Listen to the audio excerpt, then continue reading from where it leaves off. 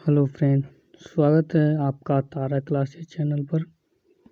आज हम एनसीईआरटी की बुक क्लास 6 में भूगोल विषय, जिसमें हम सौरमंडल में पृथ्वी के अंतर्गत ब्रह्मांड को समझेंगे। ठीक है, तो आइए हम देखते हैं ब्रह्मांड को। ब्रह्मांड द यूनिवर्स, इसमें कहता है ब्रह्मांड में अंतरिक्ष, समय और उनमें मौजूद ग्रह, तारे, आकाशगंगा, गैसें, ऊर्जा, ये शामिल होते हैं ब्रह्मांड के अंदर। यानी कि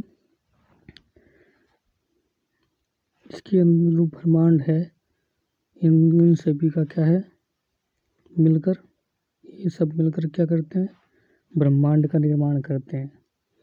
ठीक है, जैसे अंतरिक्ष का हमने पहले पढ़ा था, ये अंतरिक्ष खाली स्थान को कहते हैं। मान लीजिए खाली स्थान है, ये मोबाइल स्क्रीन, और इसके अंदर अंतर्गत जो भी मान लीजिए ग्रह है या कोई तारे हैं या कोई आकाशगंगा है और गैसें ऊर्जाएं, सब मिलकर क्या करते हैं, ब्रह्मांड का निर्माण करते हैं। ठीक है, यानी कि हम कह सकते हैं लाखों आकाशगंगा मिलकर ब्रह्मांड का निर्माण करती हैं। कैसे करते हैं, देखो, लाखों करोड़ आकाशगंगाएं मिलकर क्या करती है, ब्रह्मांड का निर्माण करती है। कैसे, किस प्रकार से, हम देखते हैं।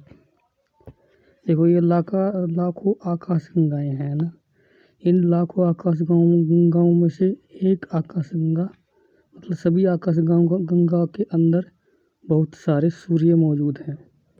ठीक है, इस प्रकार से ये आकाशगंगा है, इसकी जो चमक रहा है, ये आकाशगंगा चमक रही है, वो इस वजह से चमक रही है क्योंकि इसमें बहुत सारे सूरज हैं।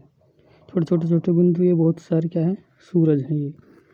ये सूरज हैं बहुत सारे, इसलिए आकाशगंगा क्या है, चमक रही है। तो प्रत्येक आकाशगंगा में सूरज हैं, बहुत लाखों सूरज हैं, और लाखों सूरज का अपना एक सौरमंडल है।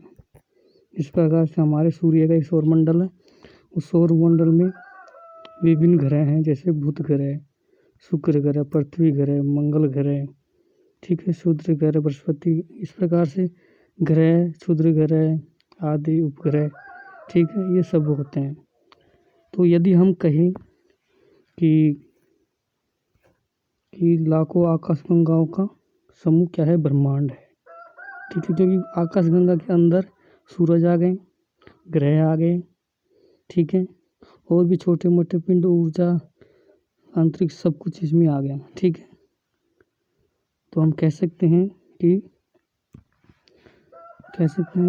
लाखों आकाशगंगा मिलकर क्या करते हैं, ब्रह्मांड का निर्माण करती है। ठीक है, तो आगे चलते हैं, एक हम समझ लेते हैं अंतरिक्ष और ब्रह्मांड में अंतर। देखो, अंतरिक्ष क्या है, अंतरिक्ष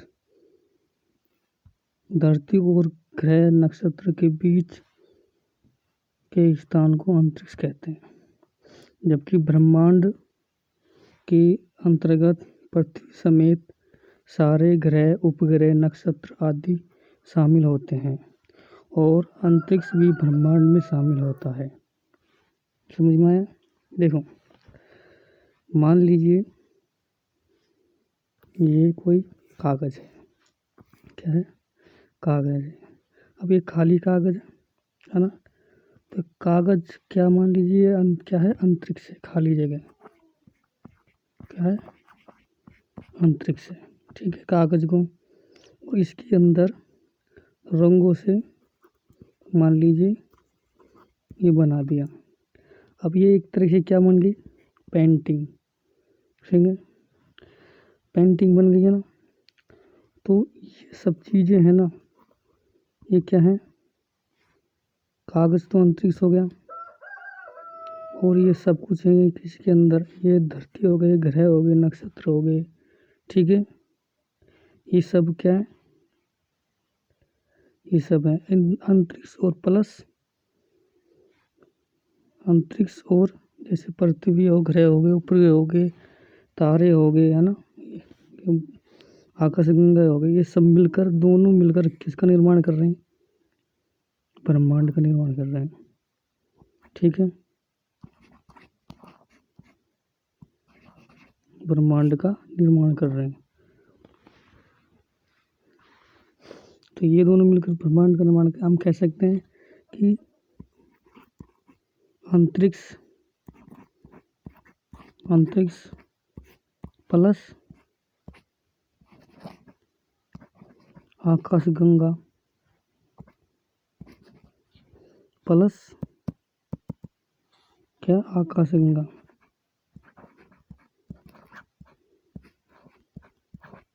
आकाश गंगा। ठीक है, तो ये दोनों मिलकर क्या कर रहे हैं, ब्रह्मांड का निर्माण कर रहे हैं। तो ब्रह्मांड और अंतरिक्ष में क्या अंतर है, अंतरिक्ष तो क्या है, खाली जगह को कहते हैं। ठीक है, और ब्रह्मांड यदि इसमें से ये ग्रह उपग्रह नक्षत्र आदि, सौर सूरज आकाशगंगा, ये सभी यदि इसमें से अलग कर लिए जाएं तो क्या बचेगा, अंतरिक्ष बचेगा, ब्रह्मांड खत्म हो जाएगा। तो ब्रह्मांड तभी बनता है जब अंतरिक्ष और अंतरिक्ष के अंदर विभिन्न प्रकार के खगोलीय पिंड शामिल हो, तभी ही ब्रह्मांड बनता है। ठीक है, अंतरिक्ष को खाली जगह को कहते हैं, अंतरिक्ष को तो खाली जगह को कहते हैं, और ब्रह्मांड अंतरिक्ष प्लस जो भी ग्रह उपग्रह क्षुद्र ग्रह और तारा आकाशगंगा, ये सभी मिलकर क्या करते हैं, दोनों मिलकर ब्रह्मांड का निर्माण करते हैं। तो इसमें अंतर क्या है कि अंतरिक्ष क्या है, खाली जगह को कहते हैं, और ब्रह्मांड अंतरिक्ष प्लस खगोलीय पिंड है, उन दोनों को मिला जुला रूप क्या है, ब्रह्मांड है। इस प्रकार से ब्रह्मांड इस प्रकार से है। ठीक है, देखने के लिए धन्यवाद।